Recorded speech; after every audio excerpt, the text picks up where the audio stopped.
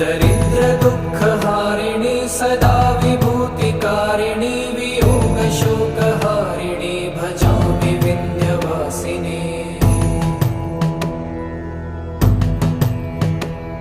लसत्सुलोललोचनं लतासनं वरप्रदं कपालशूलधारिणी भजामि विन्ध्यवासिनी। कराब्जदानदाधरां शिवा शिवां प्रदायिनी वरावराननां शुभां भजामि विन्ध्यवासिनी। कपीन्द्रजामिनी प्रदां त्रिधा स्वरूपधारिणी जले थले निवासिनी भजामि विन्ध्यवासिनी।